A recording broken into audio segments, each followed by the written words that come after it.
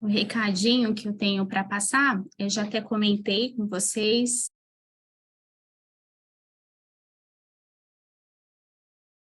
Você tirou meu som. Eu até já tinha comentado que muitas pessoas conseguiram participar das aulas ao vivo, mas alguns estão acompanhando as aulas gravadas. Então, para a gente conseguir fazer o encerramento do curso, entregar os certificados, tudo mais, como é um método meio que novo, né, para a gente vai passar eu vou passar uma avaliação bem simples, é uma avaliação do curso mesmo, um feedback, né, para avaliar o método, o conteúdo, o pastor, né, uma avaliação bem simples, e aí, com base nessa avaliação, que a gente vai verificar quem que conseguiu assistir todas as aulas e concluir o curso. A gente está ainda tentando encaixar aí na agenda do pastor o encerramento, a data de entrega, né? Provavelmente vai ser numa quinta-feira, vai ser presencial, e aí a gente vai fazer uma confraternização, um momento legal, tal, então... Vai ter lanche, vai ter lanche? Agora já está falando, né? Eu não gosto de falar as coisas que vai ter para ele, porque ele já sai falando tudo que vai ter. Daqui a pouco está falando de público, vai ter lembrancinha, vai ter certificado, vem que não sei... Enfim, então a gente só está alinhando essa questão da agenda, vou informar, todas as informações vão ficar ali no grupo, né? Eu vou também consolidar no Classroom todas as aulas gravadas para quem não conseguir, quem perdeu alguma aula poder assistir, e aí a gente vai medir aí a conclusão do curso de vocês com base nessa avaliação. Também estou à disposição se tiver alguma dúvida, mas esse é algo bem simples, só para a gente ter um encerramento formalizado. É isso. Obrigado, Lídia. Bom, pessoal, está conosco o nosso bispo. É uma alegria muito grande tê-lo conosco. Bispo, obrigado por atender esse convite. Sabemos da sua agenda que é intensa, que é bem... É uma agenda bem comprometida com tantas tarefas, e o senhor separou esse tempo para estar conosco aqui, tratar de um assunto tão especial, às vezes polêmico, né? E tenho certeza que vai ser grande bênção para nós. Muito obrigado, bispo. A palavra está com o senhor. Muito obrigado, pastor Rodrigo. É uma alegria poder estar aqui com vocês, falar sobre temas bíblicos, né? Um prazer. Amo a Igreja de Vila Moraes, de coração. Muito bom. Essa oportunidade, para mim, é um privilégio estar aqui com vocês, trocar uma ideia. A gente não tem tanto tempo assim para esgotar o assunto, mas vamos falar do que é principal. Eu vou apenas introduzir o assunto e vou deixar com vocês. Vocês é que vão apresentar aí o que vocês querem saber, onde é que vocês têm dúvidas, né? Então eu vou fazer um apanhado que serve de base, né? Para tudo que você vai ver que quando você fizer qualquer pergunta, a base é essa. Então a gente começa vendo que batalha espiritual acontece já desde o Éden, né? Primeira batalha. Então, tem 3 grandes batalhas na Bíblia, 3 grandes batalhas espirituais, ou batalhas assim tremendas, significativas. Que a primeira é aquela que acontece no Éden, a segunda é a batalha da cruz e a terceira é quando Jesus Cristo voltar, e a batalha final. Então é a batalha inicial, a batalha decisiva, que é a da cruz, e a batalha final. 3 batalhas. E compreender essas 3 batalhas e entender em que lugar nós estamos, né? Porque nós estamos exatamente entre a batalha decisiva, que é a da cruz, e a batalha final. É o já e o ainda não, entendeu? Então isso tudo é muito importante a gente observar. Vamos lá para a batalha inicial. O que a gente aprende ali é que o ser humano ele acabou sendo tentado a,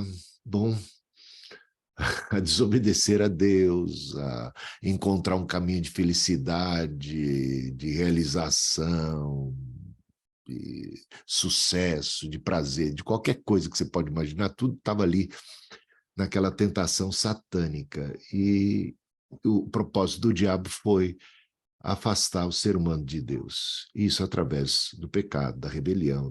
Né? O pecado faz separação entre nós e Deus. Então, a humanidade perdeu aquela batalha. Mas é interessante observar que aquilo não foi o fim da humanidade, né?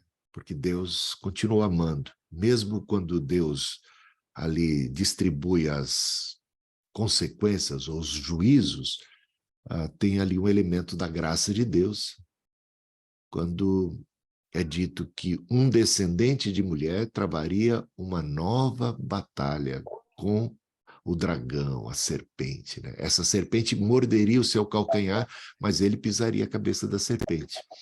Então ali é o procto evangelho, ali já era o primeiro anúncio na Bíblia do advento de Cristo e de que ele reverteria a maldição do pecado. Né? Então a maldição acaba caindo sobre Cristo e Cristo vence, triunfa na cruz. Então já estou falando já sobre a batalha decisiva. Você veja que ali na batalha inicial já se fala de uma futura batalha. E é muito interessante. Aí teria tanta coisa para a gente falar, mas eu só vou dar uma apanhada assim. Mas é isso. A graça de Deus não se apartou da humanidade. Deus prometeu uma cura, né? Prometeu reverter o quadro em favor da própria humanidade, para a redenção da humanidade, né? E aí é que vem Jesus, e ele é o Cordeiro de Deus que tira o pecado do mundo, né? A maldição do pecado, da lei, de tudo mais, recai sobre ele, e pelas suas pisaduras fomos nós sarados. Então nós agora somos novas criaturas em Cristo, encontramos o perdão, a adoção, justificados, regenerados, tirados do império das trevas, transportados para o reino do Filho do seu amor, fomos abençoados com toda sorte de bênçãos e graças espirituais, né? Então, não recebemos o espírito de escravidão para viver outra vez atemorizados, mas o espírito de adoção pelo qual clamamos Abba Pai, somos herdeiros de Deus, co-herdeiros juntamente com Cristo. Então, todas essas promessas, tudo que nós temos em Jesus é tremendo e maravilhoso. A grande salvação, né? E na primeira vinda de Cristo, Jesus já amarra Satanás, tá? Então ele amarra Satanás. Você vê isso lá em Mateus capítulo 12, e é que ele até diz assim, ele estava expulsando demônios e os fariseus disseram que ele expulsava pelo poder de Beelzebu, o maioral dos demônios, né? Os seres diabólicos. E Jesus diz, olha, mas uma casa dividida não pode subsistir contra si mesma. Aí ele complementa lá em Mateus capítulo 12, esse episódio. Aí ele conta uma parábola, ele diz assim, porque ninguém entra na casa do valente para saquear-lhes os bens, sem primeiro não manietar, não amarrar o valente. E aí sim pode saquear os bens. O que é que Jesus está fazendo ali? Ele está saqueando o inferno, não está? Ele está expulsando demônios, ele está resgatando almas, ele está triunfando sobre o poder das trevas. E com essa parábola, Jesus está respondendo digamos, fariseus, dizendo assim, olha, eu não estou expulsando demônios pelo espírito de Beelzebu, porque uma casa dividida, onde já se viu diabo contra diabo? Entendeu? Isso aí não faz o menor sentido, né? Aí ele fala assim, mas se eu expulso demônios pelo Espírito Santo de Deus, é chegado até vós o reino de Deus, porque ninguém entra na casa do valente para saquear-lhe os bens sem primeiro não amarrar o valente. E Jesus, então, entrou nesse mundo, amarrou o valente, e a partir daí ele está saqueando o inferno, ele está expandindo o seu reino pelo Espírito de Deus.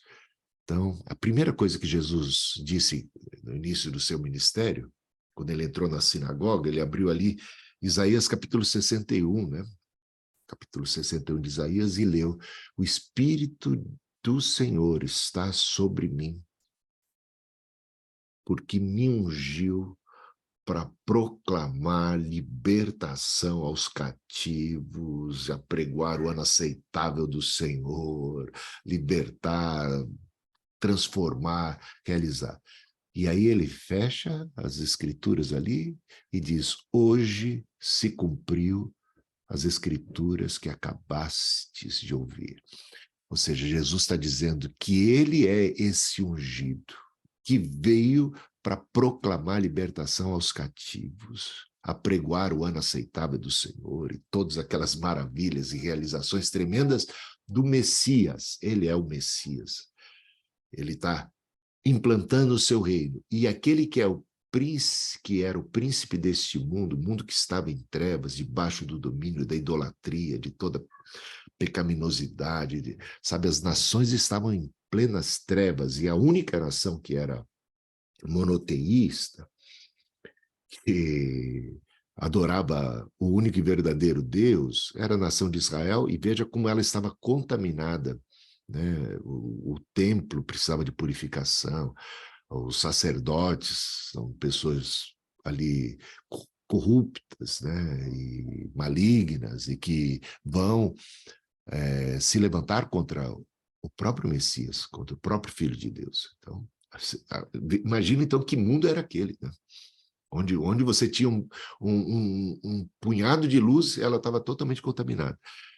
Mas aí Jesus veio a esse mundo, sendo a luz que vindo ao mundo ilumina todo o homem. Ele amarrou Satanás no sentido de que ele não pode mais enganar as nações como vinha fazendo até então. Jesus se volta para os seus discípulos, diz para Pedro, né, que acabara de confessar que Jesus é o Senhor, né, que ele é o Messias. Jesus diz para Pedro: sobre esta pedra edificarei a minha igreja, e as portas do inferno não prevalecerão contra ela. Por quê? Porque Cristo veio e já deu conta de, na sua primeira vinda, principalmente através da sua cruz, diz o apóstolo Paulo em Colossenses capítulo 2, você vai ver lá, a partir do versículo 11, ele triunfou sobre todo principado e potestade, os expôs à vergonha, ao ridículo, triunfou sobre eles. E todo escrito de dívida que era contra nós, ele cravou na cruz. Então, quando ele subiu aos céus, as suas últimas palavras, antes de ser assunto aos céus, foram estas, né? Todo poder me foi dado no céu e na terra, portanto, ide, fazei discípulos de todas as nações, batizando-os em nome do Pai, do Filho e do Espírito Santo, ensinando-os a guardar todas as coisas que vos tenho dito, e eis que estarei convosco todos os dias até a consumação dos séculos. Portanto, Jesus, entronizado, tem todo o poder no céu e na terra, e deu autoridade aos discípulos e garantiu que as portas do inferno não vão prevalecer, e que eles deveriam ter muita coragem, é claro, revestindo-se de toda a armadura de Deus, firmados em Cristo. Eles são de Deus e estão assentados juntamente com Cristo acima de todo principado e potestade. Essa é a posição de um cristão.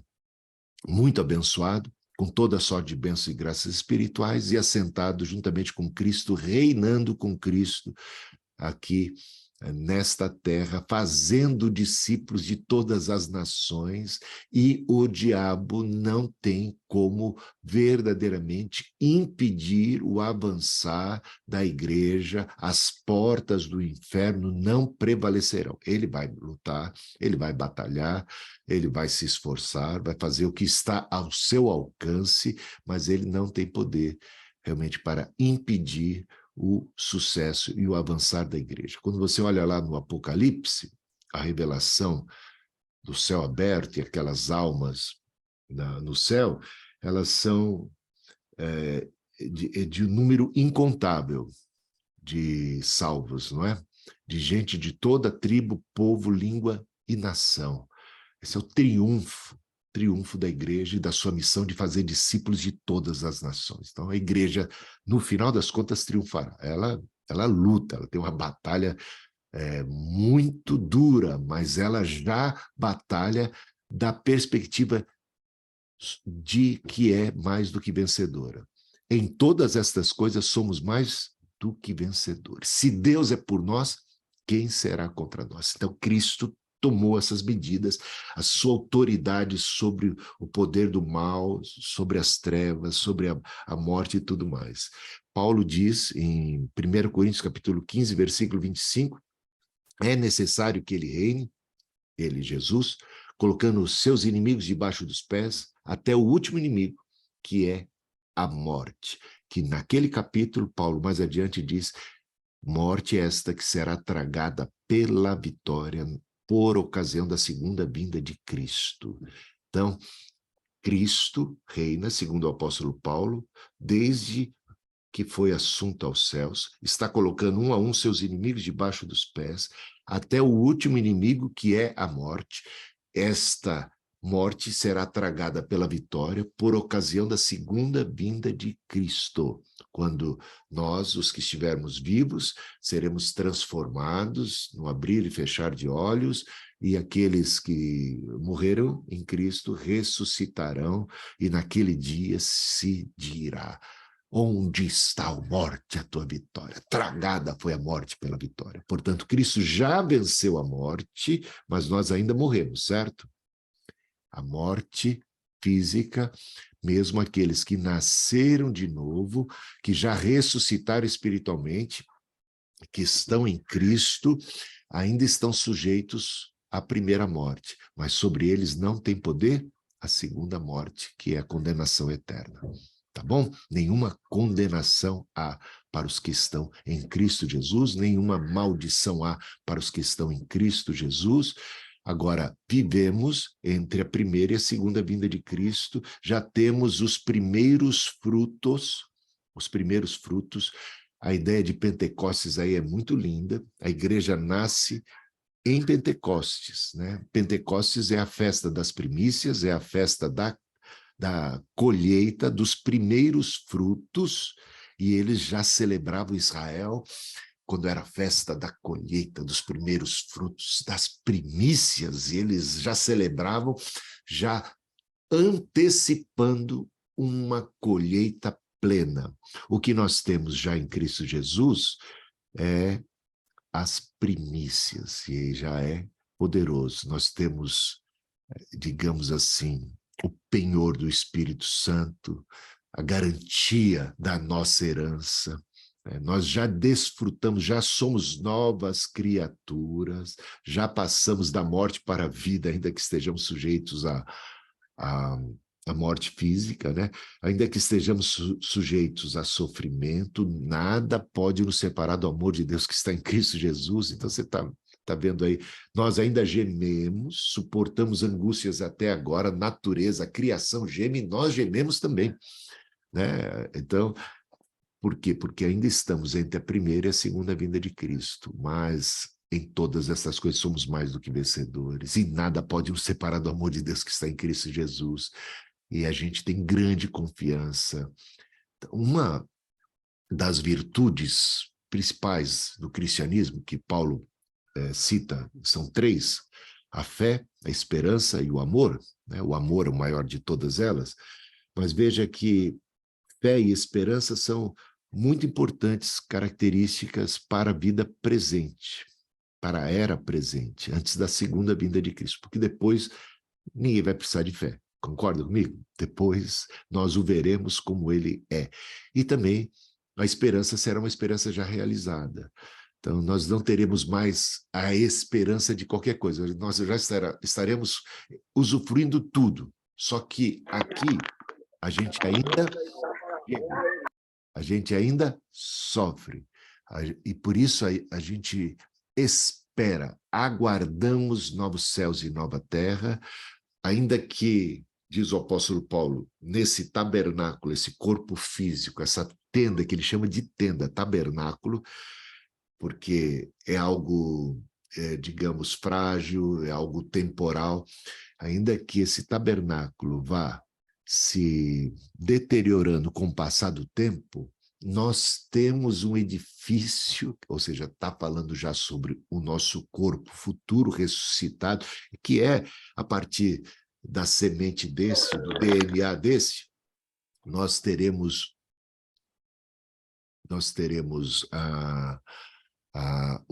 um corpo incorruptível, não mais sujeito à morte, à dor, a sofrimento algum, não é?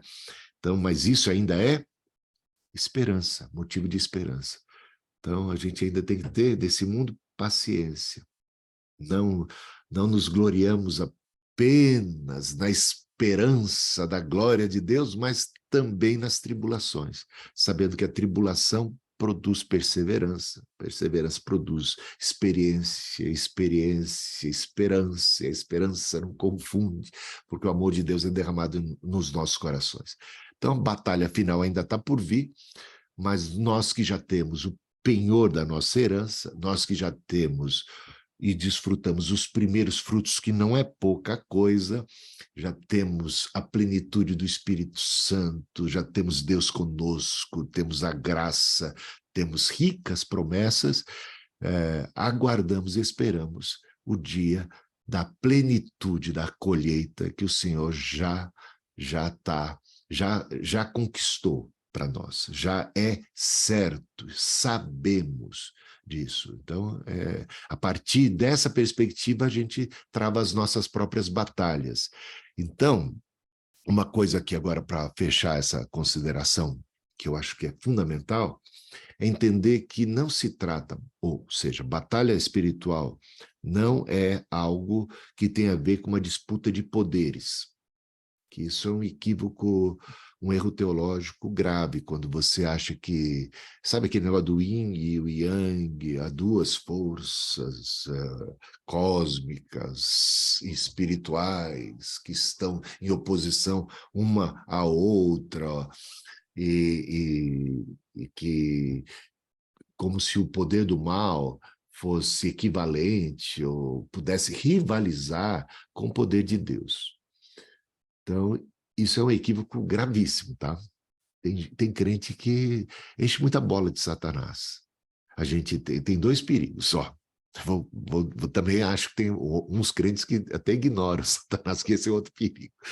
Ó, John Wesley, ele fala assim, que tem dois equívocos que a gente deve evitar a respeito, ele não usava o termo batalha espiritual, mas a respeito de Satanás, das ações do diabo.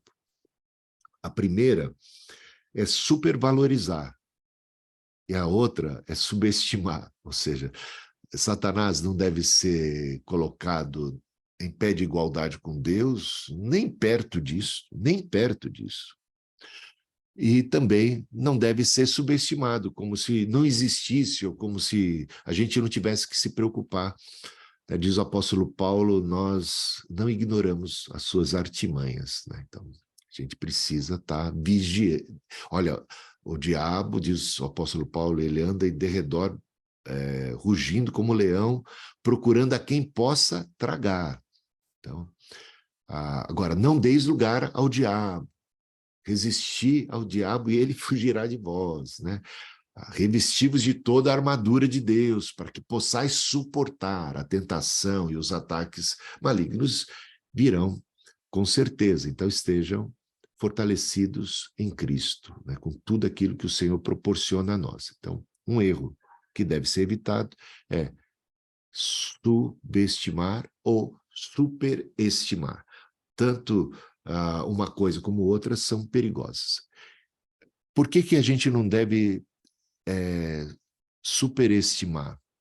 Primeiro porque isso seria uma espécie de idolatria do capeta.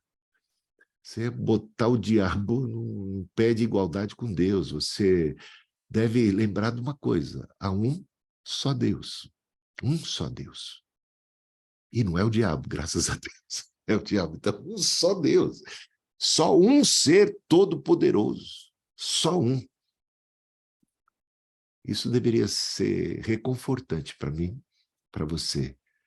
que o ser mais poderoso do universo é amor, é confiável, é fiel, né? E a gente pode recorrer a ele. Ele é solícito, ele tem compaixão, ele se manifestou na pessoa de seu Filho Jesus Cristo, veio ao mundo e diz: todo o poder me foi dado no céu e na terra. Todo o poder é dele. Nenhum poder está fora do domínio desse nosso grande e tremendo Deus. Então, a grande questão da batalha espiritual não é quem é que vai ganhar essa queda de braço. Não há uma queda de braço, na verdade, né? Toda vez que o diabo quer fazer alguma coisa, ele precisa da permissão de Deus. Lembra quando foi tentar a Jó?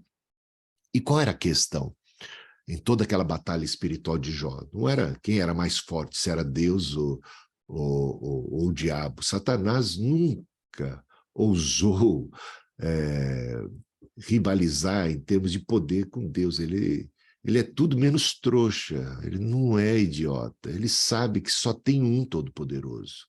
Ele não está ali querendo, digamos assim, mostrar-se ou apresentar ou superar a Deus em termos de poder. Ele sabe que não dá nem para o cheiro, não dá para começar. Mas o que ele lança dúvidas é sobre o amor de Jó por Deus. Talvez aí esteja o grande cerne de nossas batalhas espirituais.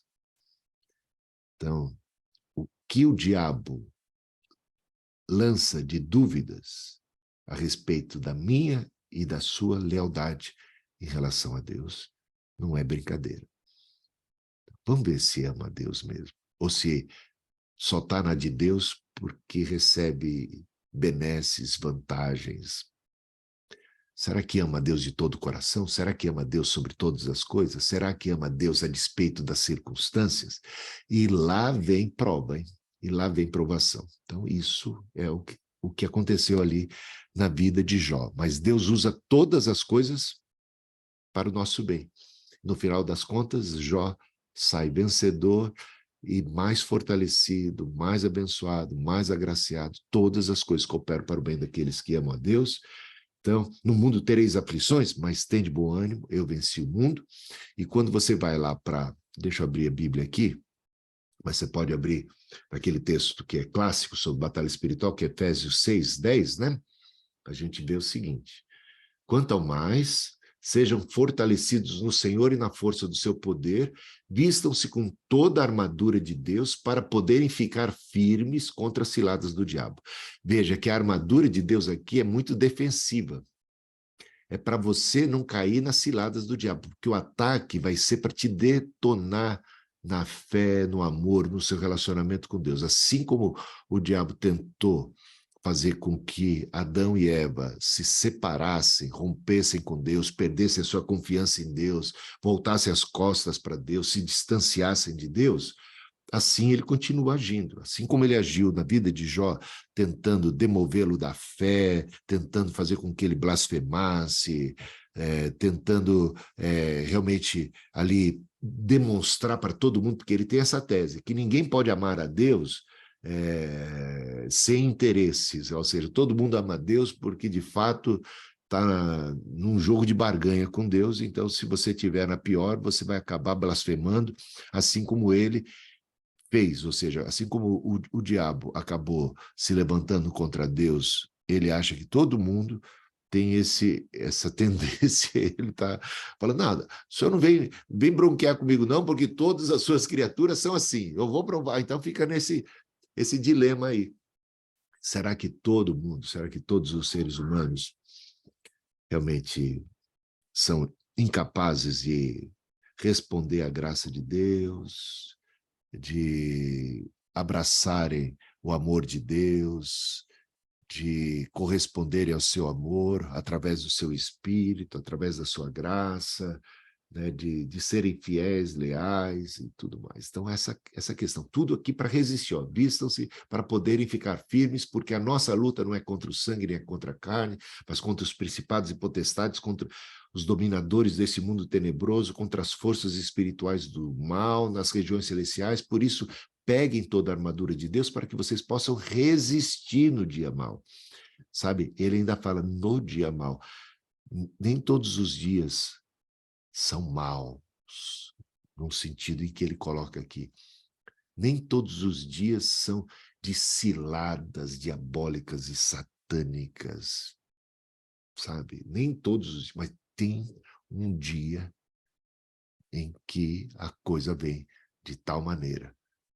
Você tem que estar preparado ou preparada, né? Para resistir, poder resistir. Então, para isso, tem que estar sempre vigilante com a armadura de Deus, para que vocês possam resistir no dia mau e depois de terem vencidos, permanecer inabaláveis. E isso é possível com a graça de Deus, com os recursos da graça do Senhor, com essa armadura que ele propicia para nós. Portanto, fiquem firmes. Portanto, olha, veja que toda essa batalha espiritual é para você ficar firme na fé e manter a sua posição em Cristo. Tá bom? É muito interessante observar que, por isso o apóstolo Paulo vai falar, eu combati o bom combate e completei a carreira e guardei a fé. Esse o combate tem muito a ver com guardar a fé. Cuidado para que ninguém roube a sua coroa.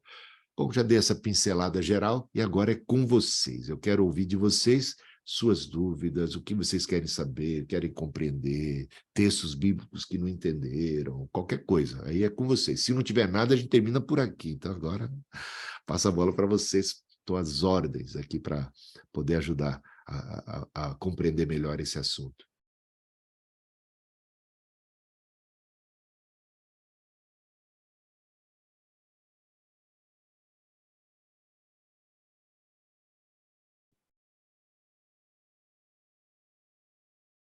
Qualquer um pode falar, né?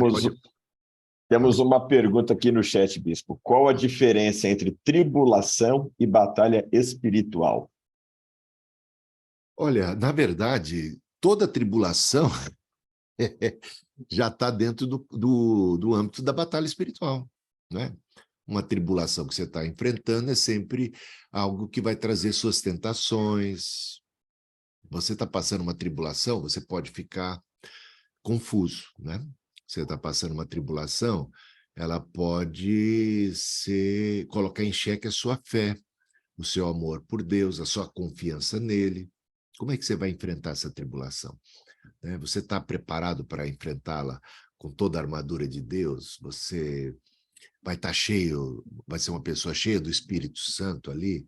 O fruto do Espírito vai se manifestar, né? Que é amor, alegria, paciência, confiança, né? Domínio próprio, temperança, todas essas qualidades vão estar ali presentes. É uma baita oportunidade. Toda batalha, toda vida, eu diria, toda vida é no âmbito da batalha espiritual. Tudo. Quando você acorda, o seu ânimo, sua disposição, a maneira como você enxerga as coisas, né? O diabo pode usar qualquer coisa para te derrubar. Aliás, o diabo às vezes não precisa muito de trabalho também, né? Nós somos tentados pelas nossas próprias concupiscências, né? Entendeu? Então, a gente, naquele meu livro sobre batalha espiritual, tem 20 capítulos, né?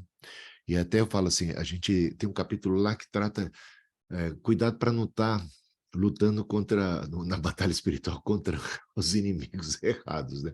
Porque a gente, de repente, vai fazer das pessoas nossos inimigos. E eu acho que fica claro na Bíblia que nossos inimigos são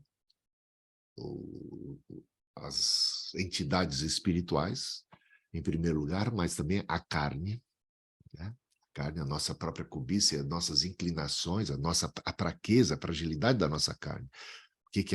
Os apelos do nosso próprio coração, nossa cobiça, nossas inclinações e o mundo, o seu sistema de coisas, que nos sufocam, todos os prazeres do mundo, todas as tentações. E veja só, olha, essa tríplice, eles trabalham em conjunto, né? O diabo, é a nossa carne, as nossas inclinações, e é o mundo e as ofertas e tudo que ele apresenta e todas as pressões do mundo também. Não apenas em termos de ofertas, mas em termos de pressão e tudo mais. Então, saiba que você está vivendo cotidianamente num campo de batalha. Então, tribulação faz parte. O Aguinaldo tem uma pergunta. Vai, Aguinaldo, abre o seu áudio aí, depois eu faço uma outra pergunta que apareceu no chat privado para mim. Precisa abrir o seu áudio. Eu gostaria de saber se nós podemos sofrer uma batalha espiritual hereditária, vindo de pai para filhos. Obviamente. Aguinaldo. Relacionamentos, né? São sempre um campo de batalha, né? Relacionamento com os pais, com os irmãos, já dentro de casa. Quanta batalha, né? Quanta batalha. Ciúmes. O que aconteceu lá? O Caim e o Abel, dois irmãos que, de repente, vão se estranhar, ou um estranha, ou fica com ciúmes. Então, é complicado. Ciúmes, inveja, confusão, pais, mães narcisistas, ou problemáticos, ou doentes. O que mais tem no mundo é gente com problema, não é não? Então, dentro de casa é um campo de batalha. Os traumas que a gente tem, que a gente carrega, a gente precisa de cura para tudo isso. E paz e perdão e confiança em Deus, né? Então, bem-vindo ao mundo, né? É um mundo de batalhas. Aí como é que a gente vai travar? Né? A gente não escolhe as batalhas, a gente se vê, de repente, diante delas, não é? Na maior parte dos casos. É no ambiente de trabalho, é na escola, é nos amigos, é o bullying, é tudo, né? Quando as coisas não acontecem do jeito que a gente esperava, quando os nossos planos são frustrados, quando parece que está dando tudo errado, quando parece que é o capeta que está tomando conta da situação, que a gente, de repente, fala assim, Deus meu, por que me desampararam? Será que o diabo é mais forte que Deus? Será que eu estou abandonado? Será que esse será o meu fim? Então, por isso tem que se revestir de toda a armadura de Deus para ter confiança no amor de Deus, esse foco no seu poder, e de que ele não desampara, de que ele está junto. Então, lancemos sobre Deus toda a ansiedade. A ansiedade é sempre um campo de batalha. Todas as coisas da vida, né? Os temores, o medo, né? Tudo é um campo de batalha. Então, a gente vai ter que se fortalecer muito na fé.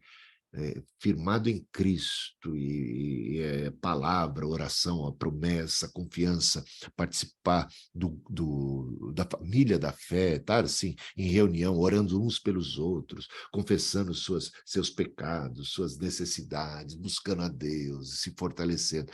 E isso constantemente, né, para poder resistir firme as ciladas do inimigo, que vem de todos os lados, os ataques. E muitas vezes as pessoas que nós mais amamos, ou temos mais próximas de nós, podem falhar conosco. Ou às vezes nós falhamos com elas. Né? Também é outro campo de batalha se nós somos humildes para pedir perdão, para reconhecer os nossos erros, para caminhar também a segunda milha quando as pessoas falham conosco e tudo mais. Então, é isso aí. Então, está tudo dentro da vida. Entrou na vida, você tá em batalha. Antes de passar para a Noemi, nós temos uma outra pergunta aqui, no privado, que eu deixei para fazer depois do Aguinaldo, que é: palavras têm poder, bispo? Tem, mas aí cuidado também de não encher demais a bola das palavras, mas elas têm poder, é claro. Né? Agora, que poder elas têm é sempre algo que a gente precisa avaliar devidamente, tá? Vamos lá. Tem gente que entra no campo do misticismo das palavras. Isso é que eu acho que não vai encontrar respaldo bíblico. Né? Você disse uma... Eu lembro assim de ouvir algumas coisas, até quando eu era criança. Tá? Olha, não diz isso, que isso atrai o diabo. Não estou dizendo que não exista um fundo de verdade nisso, mas de repente, olha, cuidado, você vai trair, sabe, os esotéricos, eles têm muito essa linha, né, de, olha, cuidado, muda o nome, né, O seu nome... Não, vou mudar porque na numerologia o seu nome ele não está atraindo coisa boa. Então, você fica cheio de dedos, com cuidado até se tem uma sílaba a mais ou uma a menos que vai dar um efeito, porque o nome tem poder. Tem gente muito encafifada com o nome, quer mudar o nome, porque mudando esse nome... agora eu descobri, é o nome que eu tenho que me traz um azar dos infernos, né? Quer dizer, então... A pessoa fica muito encafifada com coisas assim, porque toda vez a pessoa me chama disso e isso é que está me amaldiçoando. Então, você está colocando nas palavras uma força maior do que elas realmente têm. Mas que elas têm poder? Tem o poder que é um tanto óbvio, né? Por exemplo, um pai, uma mãe, a maneira como eles criam seus filhos e as coisas que dizem para os seus filhos podem afetar positiva ou negativamente, mas não é também aquele, sabe, não é tudo isso não, porque tem, às vezes você vê os dois filhos do mesmo lar sendo tratados muitas vezes da mesma maneira, tem respostas completamente diferentes, né? Então, o poder mesmo dessas palavras, ou dessas, não surte o mesmo efeito. Pessoas reagem, quer dizer, cada um de nós tem também poder para lidar de maneira diferente com aquilo que é dito, com aquilo que vem, entendeu? Então, o poder dessas próprias palavras, eles são limitados. Senão, a gente ia sair por aí, como muita gente sai, né?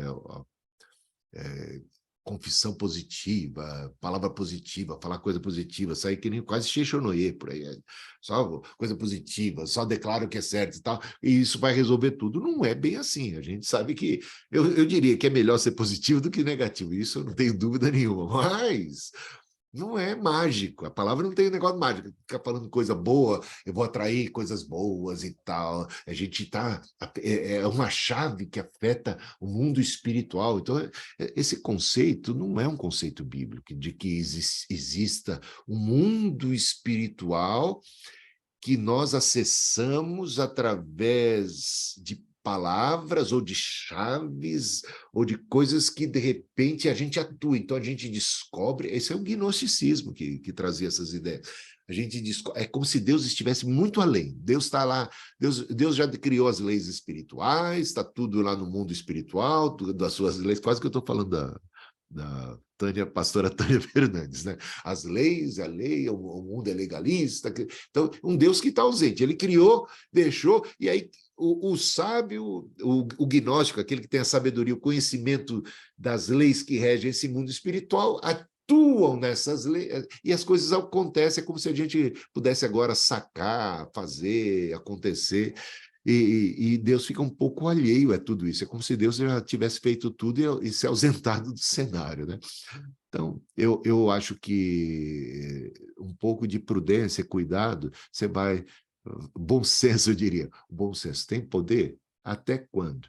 Até onde? Né? Não é. Tudo isso também não é nada disso. Ou seja, tem alguma coisa, mas o pessoal muitas vezes vai muito longe e você não encontra nada disso na Bíblia. Tem gente, uns personagens lá da Bíblia que tem uns nomes bem, bem doidos lá, que foram bênçãos. E tem uns que têm um nome muito abençoado, que foram uma maldição, uma praga, que eu vou te dizer.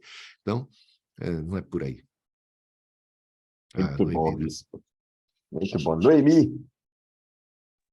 Opa, vamos lá. Bispo, a pessoa que tem problema com possessão, né, demoníaca, quando ela aceita Jesus, existe uma libertação imediata? Ou o senhor crê que tem pessoas que têm um comprometimento talvez maior, mais envolvimento e precisa de mais tempo para essa libertação, esse processo de libertação? Porque eu já vi assim, casos de pessoas que ficam endemoniadas de forma recorrente, né?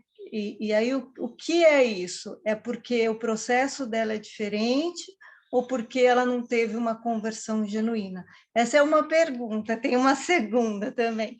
Antigamente, né, nos primórdios, lá a gente via muita gente endemoniada na igreja, né? E de uns anos para cá, a gente não vê mais.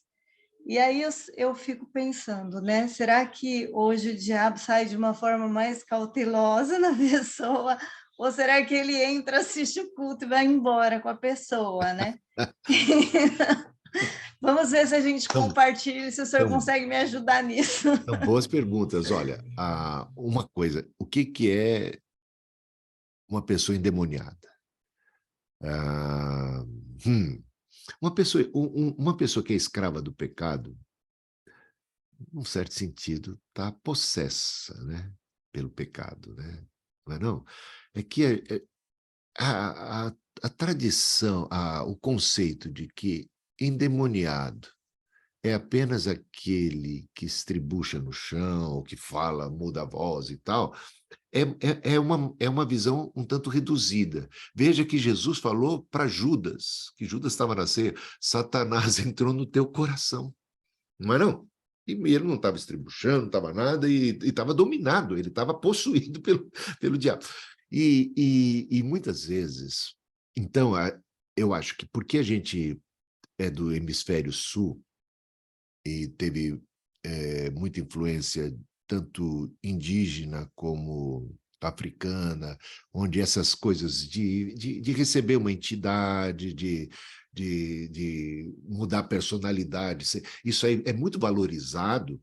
Então, esse contexto, ele favorece muito manifestações demoníacas daquele tipo mais clássico, eu diria, né? Aí eu sempre foi uma coisa que eu fiquei encafifado, lá desde jovem, era, parece então que na Europa ou nos Estados Unidos, no hemisfério norte, o diabo não tem muita gente endemoniada, né? Engano nosso, né? Já tinha o Hitler, tinha o Stalin, tinha uma turma bem endemoniada, não é não? Você vê, assim, gente bárbara, outros possuídos pela ganância, dominados, você vê, eles são dominados pela ganância. Aquele que é sovina, aquele que é mão de vaca, aquele amor ao dinheiro, aquele apego, isso é uma escravidão, isso é um domínio, ele precisa de libertação tanto quanto o que estribucha no chão. O outro é dominado pela ira, então, vamos dizer, então, colocado isso em questão, que até o Pedro, né, ouviu de Jesus, arreda Satanás, de alguma maneira. Se a gente olhar bem, nós podemos dar lugar ao diabo, mesmo depois de convertidos, não é? Agora, eu vou falar dessa questão mais particular que você colocou sobre pessoas que vêm, muitas vezes, de uma origem de religiões afro, ou, sabe, qualquer outro tipo, assim, que, de repente, eles têm essas manifestações de possessão e que se convertem, recebem a oração, o demônio é expulso, mas há uma outra manifestação mais adiante, alguns lutam com isso com muito mais frequência, e aí fica realmente a dúvida se eles realmente se converteram ou não. É difícil, vai ter que avaliar cada caso, não é? Não dá para generalizar, dizer, então é porque não se converteu. Eu acredito muito que as pessoas estão muitas vezes condicionadas a um determinado comportamento, a uma determinada atitude. E o que ainda falta de libertar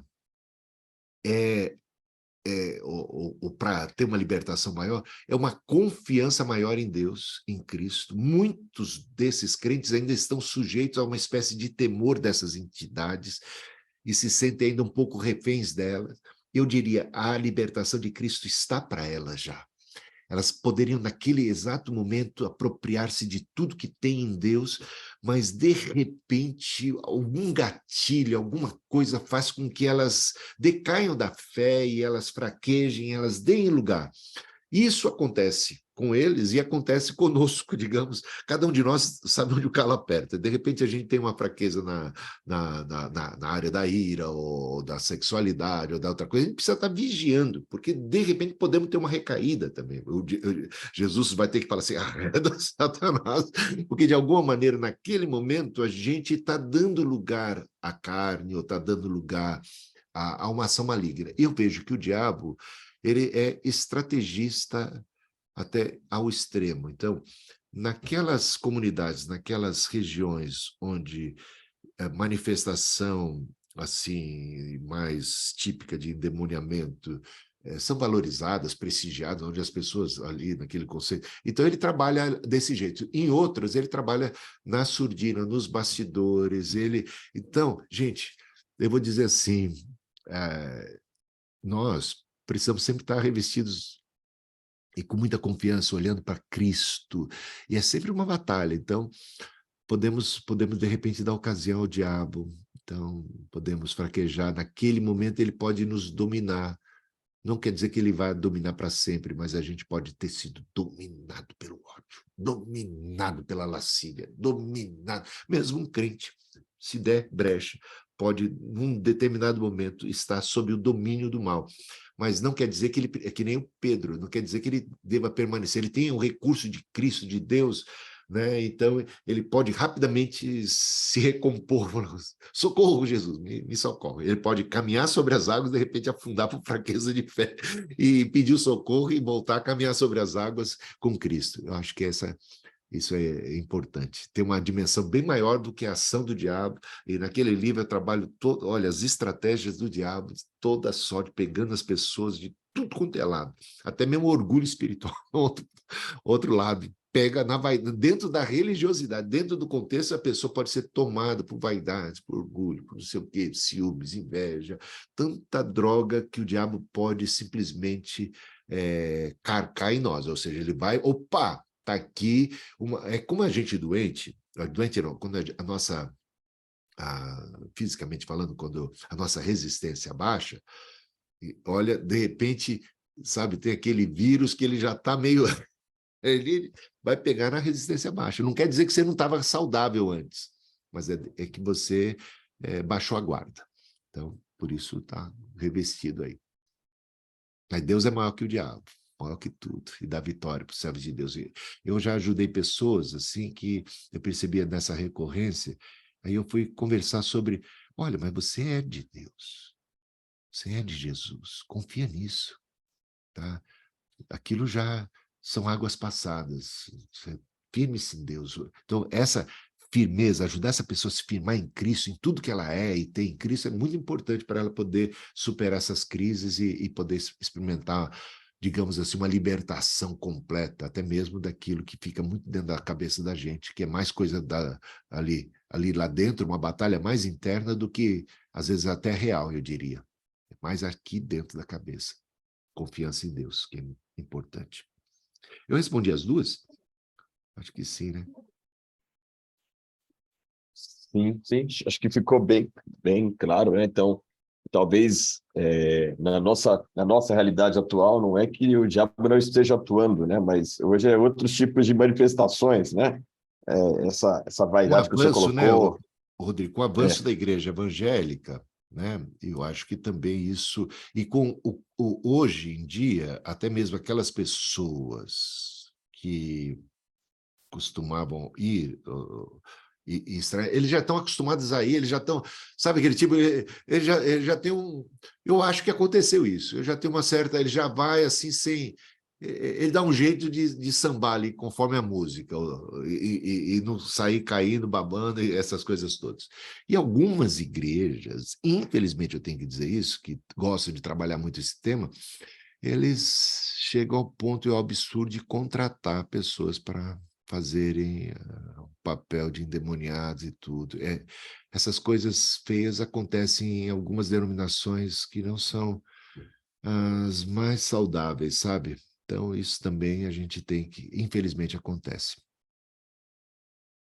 Verdade, faz muito sentido. Uma pergunta aqui do Adelson, ele colocou aqui o seguinte: algumas pessoas acham que tudo é espiritual, né? Acho que a ideia de que tem aquelas pessoas que espiritualizam tudo. Eu me lembro de uma pessoa que estava em jejum, e aí ele me ligou falando: pastor, eu fui grampear o papel, grampeei meu dedo, acho que foi o diabo, porque eu estou em jejum, né? Então, uma Retaliação. vez assim, retaliação, né? Então, espiritualiza tudo, né? E tem aqueles que não acreditam que são circunstâncias, são situações da vida, né? Que não tem discernimento. Então, como que a pessoa pode discernir, ou como separar, né? Ajudar a pessoa a separar, e nem tudo é espiritual. É uma boa pergunta. Eu acho que no começo da carreira de um novo convertido, ele vai ter mais dificuldade, ele vai precisar conhecer bastante as Escrituras, né? Errais por não conhecer as Escrituras, nem o poder de Deus. Então, essas duas coisas, tem que conhecer as Escrituras e o poder de Deus. E aí, também, ter uma segurança no cuidado e na provisão de Deus e sabe, essa base que eu dei aí sobre batalha inicial, batalha decisiva, depois batalha final, o já, eu ainda não, saber que nesse mundo a gente ainda sofre, que ainda a gente geme, não confundir sofrimento com o desamparo de Deus, não, no mundo tereis aflições, mas tem de bom ânimo, eu venci o mundo, eu estarei convosco todos os dias, nada pode nos separar. Então, quanto mais a pessoa conhecer as Escrituras Sagradas, quanto mais ele tiver comunhão com o Senhor, mais discernimento vai ter. E algum discernimento só vai vir apanhando, né? A gente aprende bastante errando, sabe? Então, são coisas que vão dar, diz o apóstolo Paulo, né? Que é por isso que a gente até se gloria nas tribulações, porque as tribulações exercitam aquilo que a gente chama de paciência, de perseverança, né? E depois a perseverança vai levar a gente a um outro nível que é da experiência. A experiência traz o quê? Discernimento. Quando a gente já tem a experiência, isso fortalece a nossa esperança. Então, diante de uma próxima tribulação, a gente quase que diz assim, já vi esse filme, sabe, eu já passei por coisas assim. Então, você vai trazendo à memória o que pode dar esperança, são as suas experiências com Deus, é a palavra de Deus, você vai orar ao Senhor, né? Quem não tem sabedoria, peça a Deus que dá a todos livremente. Então, ora ao Senhor, peça aconselhamento para pessoas mais experientes, procure o aconselhamento pastoral e ore ao Senhor, o Senhor vai ajudar. Então, há muitos recursos, a palavra de Deus, aconselhamento e tantas coisas mais ajudam a gente a crescer na graça e no conhecimento de Deus e adquirir discernimento. E o Espírito Santo, né, um dos dons, é esse de discernimento de espíritos. E discernir espíritos significa também discernir o que é que muitas vezes está por trás de determinada circunstância, né? Determinada circunstância e tal, você tem que discernir o espírito, você tem, sabe, também os falsos profetas ou a ação maligna, então tem que ter isso com tempo e intimidade com Deus, fortalecidos, a gente vai tendo mais e mais.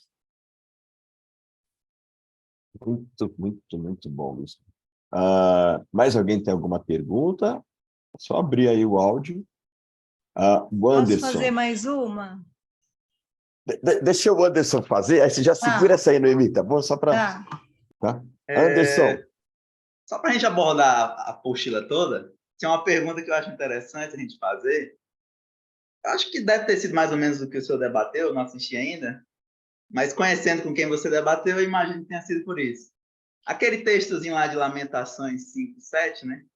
Sobre maldição hereditária. Acho que é uma confusão que gera nas pessoas geralmente. É maldição hereditária, traz os pecados dos pais ou é malcriação hereditária? Essa pergunta, gente. Bom, vamos lá.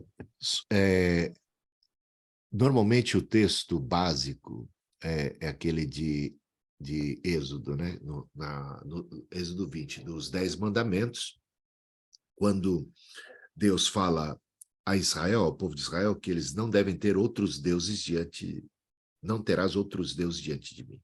Então, porque se vocês, olha, veja só, primeira coisa que devia ser entendida ali é o contexto dos 10 mandamentos para o povo de Israel, descendentes de Abraão, de Jacó, que receberam a promessa, que receberam grande libertação, acabaram de receber grande libertação da terra do Egito, mas vem com seus costumes, muita idolatria ali, possivelmente, tanto que vão adorar o bezerro, né, logo em seguida.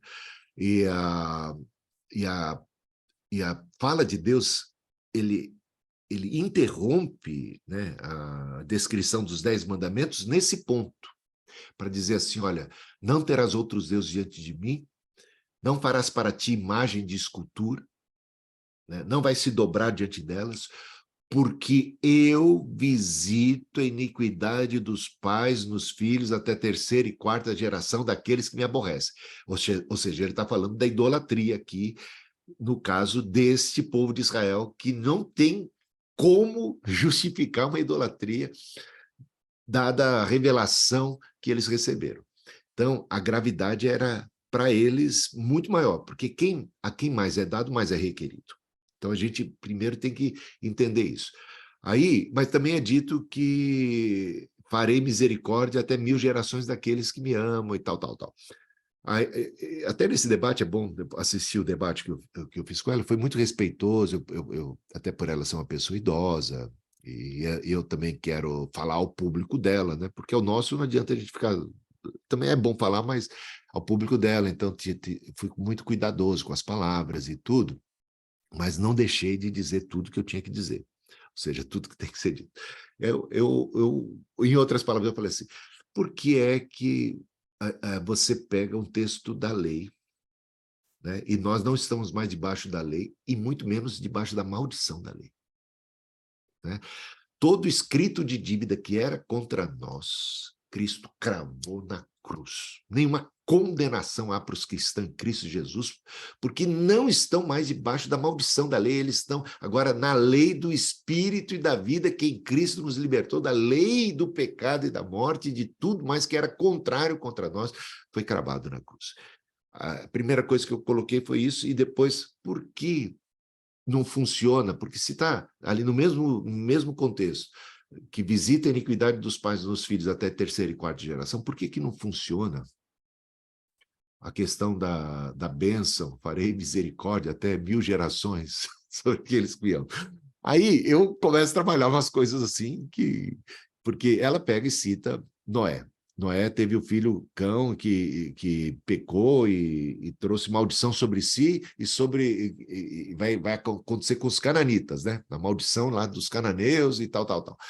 Aí eu falei, mas o Cão não é o Cão, não é o filho do Noé, que é o justo? E onde está a história das misericórdias? Por que só da maldição que está pegando? Só funciona a maldição da misericórdia sobre 1000 gerações daqueles que me amam, não está funcionando para o Cã, que é a próxima geração, a primeira geração Então, aí eu falei, a gente precisa entender isso. A questão é como é que se entende isso? E aí você até colocou bem, né? A questão, se era uma questão de criação, eu acredito que existe sim uma espécie de maldição, existe sim uma bênção. Para maldição, por exemplo, se eu sou uma pessoa que acabo incorrendo em graves pecados e tal, eu estou trazendo uma maldição para mim que vai respingar nos meus filhos, naturalmente, eu diria até. Agora, esses meus filhos não precisam estar debaixo dessa maldição. Eu visito a maldição dos pais, a iniquidade dos pais nos filhos, daqueles que me aborrecem. Porque se o filho deixa de aborrecer, não incorre no pecado do pai, ele naturalmente, porque a maldição sem causa não se cumpre. Por isso que veio o Ezequiel, Jeremias, e até mesmo no livro de Deuteronômio, correções de uma interpretação equivocada dessa passagem. Dizendo assim, porque aí eles estavam dizendo, olha, os nossos antepassados é que praticaram idolatria e nós é que estamos aqui sofrendo no exílio. E aí, bem, esse ditado, os pais comeram uvas verdes, os dentes dos filhos é que se embotaram, baseado numa conclusão equivocada de Êxodo, né? Capítulo 20, diz, nunca mais se dirá esse ditado em Israel, porque a alma que pecar, essa morrerá, e os filhos não carregarão o pecado dos pais. Então, isso ficou muito claro ali. E aí eu trabalhava essa questão com ela, já nos termos do Antigo Testamento, e falava, veja só, a Ana foi uma mulher muito abençoada, teve um filho muito abençoado chamado Samuel, mas Samuel teve 2 filhos que se tornaram juízes e eles eram da pá virada, eles eram os demônios, gente.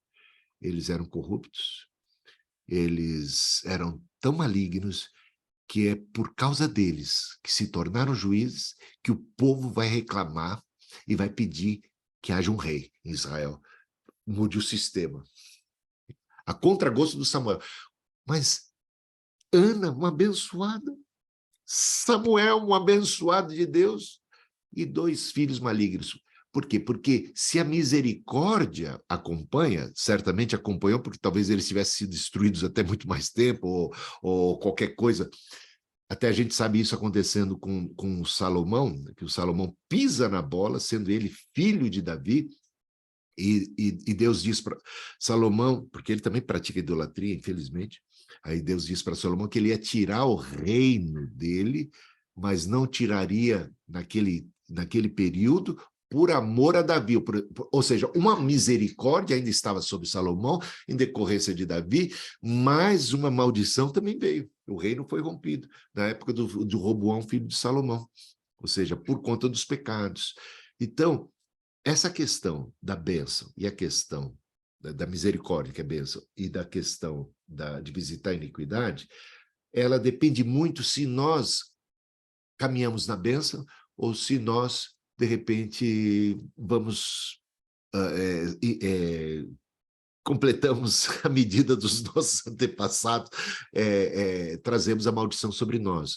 O povo de Israel, você vê, eles sofreram muitas consequências, mas de repente sempre tinha um remanescente fiel, alguém que não repetiu isso. Então é isso que Deus está dizendo, a alma que pecar, essa que vai morrer. Mas quando chega no Novo Testamento, então, gente, todas as maldições, e eu não estou duvidando que existam maldições, mas quando a gente se converte, todas elas caíram sobre Cristo e a gente experimenta agora as bênçãos. Nós não somos mais... nós temos nascemos de novo, lembra? Então nós não somos mais herdeiros espirituais, assim, dos nossos pais. Nós somos herdeiros de Deus e co-herdeiros juntamente com o Filho, com o Filho de Deus, com Jesus Cristo. Nós recebemos não um espírito de escravidão para viver atemorizados, como eu falo assim, ó, com todo cuidado. Esse tipo de doutrina aí acaba colocando os crentes com temor de ainda estarem debaixo de uma maldição. Mas nós não recebemos o espírito de temor, de escravidão para viver outra vez atemorizados, mas o espírito de adoção pelo qual clamamos Abba, Pai, somos herdeiros de Deus e co-herdeiros juntamente com Cristo. Então, essa é a perspectiva de um cristão. Espero ter respondido aí sua questão, Anderson. Muito bom. Noemi, pode falar, Noemi. Dentro da intercessão, existe uma linha de pensamento, né? Baseado lá no texto de Daniel, onde coloca uma hierarquia para os demônios, né? E também a territorialidade. Inclusive, já vi muita gente colocar nome para demônios de determinadas regiões, então tem o demônio da América Latina, do Brasil, da cidade, do bairro, e isso termina deixando a intercessão mais dificultosa do que realmente é, né? Com muitos detalhes e muitas coisas que tiram até o foco. Então, eu queria ouvir um pouco a respeito disso, Bispo. Tá. No meu livro, eu tenho um capítulo que trata dessa questão, né, dos espíritos territoriais. Então, olha, ele está em promoção lá, R$ 7,90, para quem ainda não tem, lá na Amazon.com, você pode baixar pelo aplicativo Kindle, comprar lá na loja da Amazon, Principados e Poderes. Ou botar meu nome lá, aparece lá. Um capítulo sobre isso. A questão é a seguinte: existem espíritos territoriais? Bom, baseado nessa própria passagem que você citou de Daniel, parece que sim. O príncipe da Pérsia, parece uma batalha, o Gabriel, o arcanjo, estava trazendo já a resposta de Deus, mas houve uma resistência por parte de um tal príncipe da Pérsia, aquela coisa toda. Então, é uma entidade demoníaca, espiritual, maligna, que resiste às ações de Deus e que parece que ter certo controle, certo domínio. Outra passagem que talvez desse margem para isso, sabe aquela que o Jesus expulsa o demônio, a legião lá de demônios do Gadareno? Eles pedem, primeiro, não é chegada a minha hora, um negócio assim, parece que existem algumas alguns acordos prévios, alguns limites de ação, né? Que o demônio, de repente, fala, mas a gente não tinha, o senhor não tinha dado uma margem assim para a gente, então não nos expulsem da região, não é? Eles estão com medo de serem mandados para qualquer outra região. Então, tudo isso acaba servindo de base para uma tese de que exista alguma espécie de organização demoníaca. Eu não duvido que exista, né? Eles estejam distribuídos por setores, por especialidades até, sei lá, por qualquer coisa, por áreas. Então, eu não duvido disso. Que isso possa existir, parece que temos uma base, algum indício, não diria uma base para você fazer uma afirmação categórica a esse respeito, mas algum indício, sim. Que são exatamente esses que eu coloquei, talvez alguma coisa a mais, mas eu acho que esses são os mais fortes. Agora, aonde é que você viu o apóstolo Paulo preocupado com isso? Ou Pedro preocupado com isso? Não que eles não se preocupassem com os demônios, mas qual era a estratégia de evangelização deles? Primeiro, a gente tem que descobrir quem são, saber os nomes deles e poder batalhar contra eles antes de tomar qualquer outra atitude, tal. Que seja prudente nós orarmos antes de qualquer ação evangelística, ou antes de qualquer coisa, eu acho que sim. Né? Mas o pessoal está levando isso num nível assim, sabe, quase que de ringue, né, de boxe, o negócio, vamos agora para uma batalha, então aí vai travar, eu estou vendo um demônio ali, Senhor manifesta, qual é o demônio dessa região, eu preciso saber para combater. Isso você não encontra nada na Bíblia, essa fissura. Tem gente que desenvolve uma certa, eu diria assim, é o dom de enxergar demônio, né? É o dom de ver o mal, é o dom de discernir coisas. Que você possa ter algo nesse nível, eu não vejo problema. Eu acho que Deus, de repente, pode mostrar alguma coisa. Agora, quando as pessoas ficam fissuradas, tem que mostrar, tem que ver. Gente, eu vou em nome de Jesus, eu vou com Deus, e quem vai com Deus já está na maioria. Eu não sei por que a gente ia ficar tão encafifado que eu tenho. A gente está enchendo muita bola do inimigo. O Daniel, o que ele fez? Ele venceu aquela batalha. Mas ele não sabia nem que isso estava acontecendo lá. Como é que ele venceu? Falando com Deus. Ele nunca ficou perdendo tempo falando com o diabo. Eu acho que o pessoal, às vezes, faz de batalha espiritual um campo em que se fala mais com o diabo do que com Deus.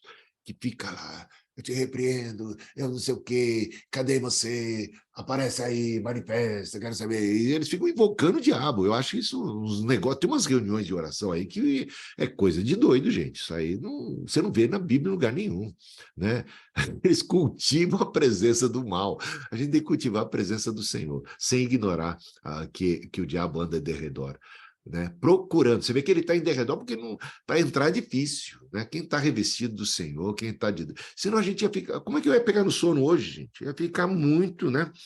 Ficar muito maluco, ele pode atacar a qualquer momento, ele pode vir, que não sei o quê. Tem gente assombrada, isso Deus não, o Espírito de Deus em nós não é espírito de covardia, de medo, de assombro do mal, de tudo. É de paz, Cristo em nós, né? Isso é diferente, é uma atitude diferente. A gente combate o mal, vai combater o mal mais próximo de Jesus, mais próximo de Cristo. Quanto mais próximo de Cristo, mais forte a gente está, e é isso que mais importa, né? Então vai orar antes de qualquer coisa, antes de uma campanha, a preocupação é a proximidade com Cristo, o restante é consequência, a gente vence com Cristo. Amém. Muito bom, bispo.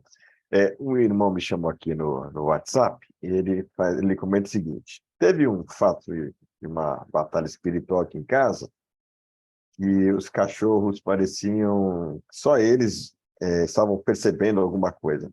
Os animais, como cachorros e gatos, eles veem o mundo espiritual e reagem? É a pergunta.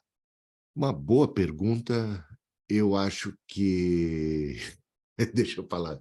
Eu acho que é possível. Não acho que isso seja... é garantido que eles vão ver, eles sempre veem. Tem gente que já leva para o outro lado. Né? Por exemplo, a mula pode falar? Pode.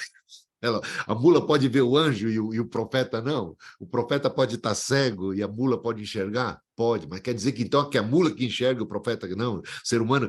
Não, aquilo foi um episódio. Então, eu acredito que esse ocorrido pode sim ter sido algo que os animais perceberam, porque Deus talvez tivesse dado a eles, naquela ocasião, tal percepção, não é? Mas não que eles tenham isso naturalmente, tá bom? Então, acho que é possível, mas não é natural, não, que eles tenham, que eles vejam, não. É que nem assim que não é natural que uma mula fique vendo lá o anjo e o profeta, não. Pode acontecer? Pode. Pode. Específico, mais específico do que geral. É isso aí. Pessoal, mais alguma pergunta, algum comentário? Fiquem à vontade. Fiquem. Vou até ampliar aqui a tela para ver todo mundo.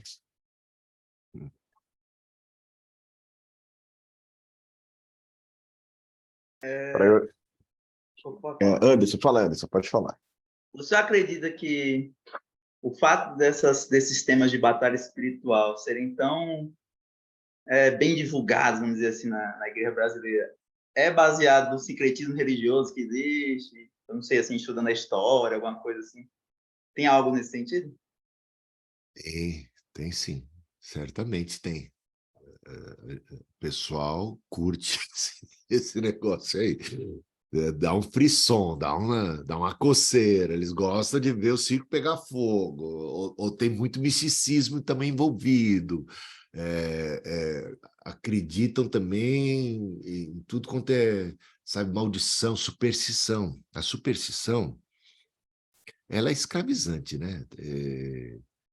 Eu vou falar que a minha mãe, não fala, ela era meio supersticiosa, sabe? Então, em casa, a gente tem roupa ou chinelo, umas coisas assim. Quando era criança, gato preto passando, atravessando, sei lá. Eu não sei se todas essas, mas tinha uns negócios assim que eu falava assim, minha mãe é assombrada com essas coisas, né? E aí, eu desde criança, eu já fui mais atrevido de desafiar. Aí eu passava debaixo mesmo, só olhava para ver se não ia cair uma lata de tinta debaixo da escada e tal.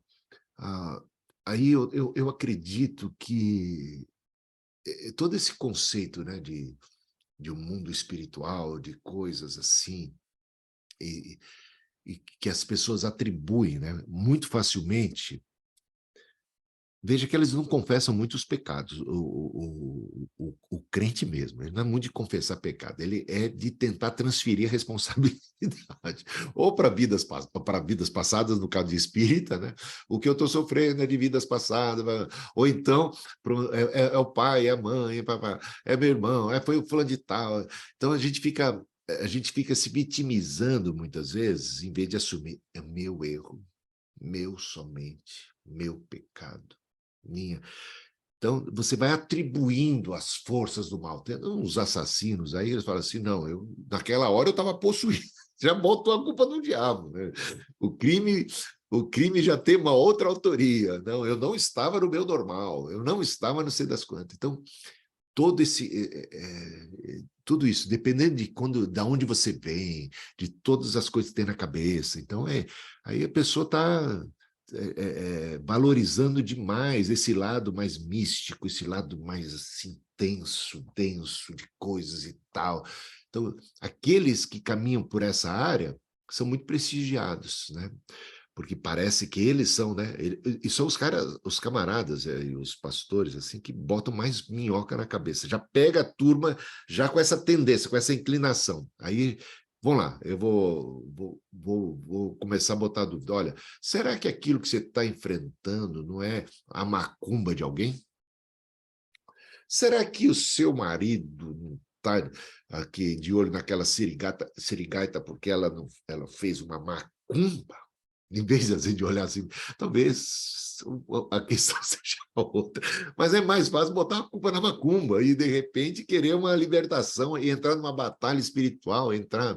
Você está entendendo que essa facilidade de você querer transferir ou fugir um pouco da responsabilidade é o que mais se vê. E, bom, Eu acredito que sim, que está fomentando tudo isso. E a ignorância, né? Conhecereis a verdade vos libertará. Então, às vezes, muita ignorância, o misticismo, a superstição, muitas coisas que aí você vê. Ela não precisava estar sofrendo tanto assim, ela podia ter mais paz, porque, poxa, vida com Deus é mais alegria, paz no meio de toda.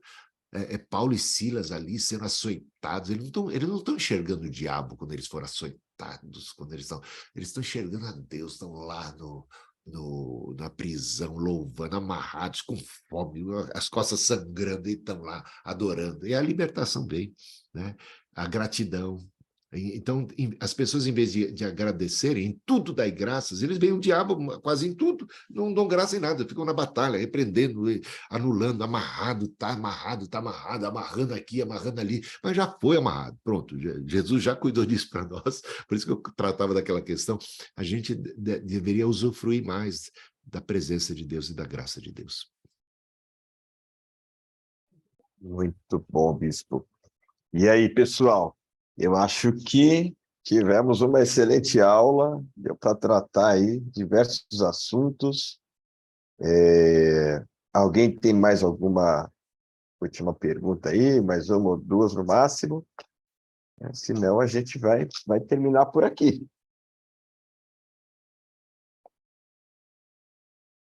Deixa eu brincar, né? Você sabe que eu gosto de brincar um pouquinho, né? Bispo, é batalha espiritual torcer para o Corinthians? Ou maldição hereditária. É uma maldição hereditária. Normalmente é maldição hereditária, difícil de quebrar. Essa aí, olha, tem umas passagens da Bíblia que se aplicam aí, ó. Por algumas coisas, ou por algumas pessoas, não adianta nem orar. Eu digo que não ores mais.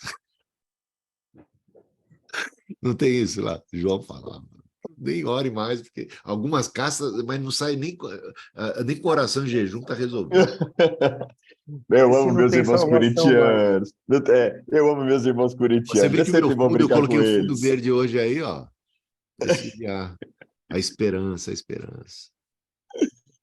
Não me engano, eu vou na igreja, tá? Aí, irmão Adelson aí, ó. Tá difícil, né, irmão Adelson? O São Paulo ganhou do Corinthians, dureza. Perdeu. É bom que já estão em quebrantamento, já chorando, Mas, ó, quebrantado. fiquem felizes porque foi o irmão Lucas. O Lucas é irmão. E era de Cidade Ademar, hein? Luquinhas. Lucas Moura. É o único craque que saiu lá daquele bairro lá, meu. É o único craque, o Lucas Moura. Morava ali pertinho, ali mais para baixo. Quer dizer, ele morava, o pastor, ele morava atrás lá perto lá da Jardim Miriam. Da escola lá, do Jardim Miriam. Sim. Da Cleonice, lá onde tinha... Tá vendo? Olha lá. Tá sabendo. Lá. É isso aí, amigo. Mora aqui perto. Mora perto. Eu não sei. Eu acho que ele conviveu ali, naquela região ali, às vezes num ponto, na outra. Sim. E o cara acabou ontem. Ele arrebentou a boca do balão. Fazer o quê, né? São as fases, né? Fala, irmão Adelson. Agora, contra o Flamengo, vocês vão ter que me engolir. O São Paulo ficou bom agora com o Rames Rodrigues, né? Tá forte, tá então, forte. Quando você gosta de futebol, mas coloca o futebol no devido lugar, na periferia da sua vida, não tem problema. Agora, quando você idolatra, para algumas pessoas ficam doentes, aí acaba sendo alguma coisa, um campo de batalha espiritual, seja para que time você torce, né? Se isso aí é alguma coisa maior do que devia ser, e que te domina, isso é que a gente tem que tomar cuidado, seja lá que time for. Mas se é só uma brincadeira, só uma distração, às vezes faz parte do social, até para interação, aí tudo bem, leva de boa. Aí tudo bem. Não pode ter essa idolatria louca, né? Não pode. Aí a violência, né? Eles se tornam violentos, inimizade por conta disso. Né? Tudo que é idólatra, seja política, seja qualquer coisa, vira bagunça na nossa vida. A gente tem que ser mais livre de tudo isso. Exatamente. Bem isso. Bispo, muito obrigado. Nós fomos muito abençoados. Beleza. Olha, quando quiser, é só chamar. Estamos às ordens. Com certeza. Muito bom, muito bom mesmo. Ó, a aula está no YouTube, está lá disponível. Já legal. coloquei nos grupos o debate que o bispo participou sobre maldição hereditária. Então, dedique um tempinho lá. Se tiver alguma dúvida, pode chamar, eu mando para o bispo, a gente interage Legal, aqui. legal. A gente quer uma igreja saudável, uma igreja fundamentada na sã doutrina, fiel a Jesus. Amém, irmãos? Muito bom, Amém. muito bom, muito bom. Obrigado, bispo. Mais uma vez, a gente é muito grato. Foi uma bênção mesmo, muito bom mesmo. Muito Bom, bom. vamos orar, gente. Vamos orar para encerrar, então, o curso. Depois nós vamos começar um novo módulo, né? Um curso voltado mais para princípios de liderança, né? À luz da palavra de Deus. As aulas foram todas gravadas, né? No modo não listado no YouTube.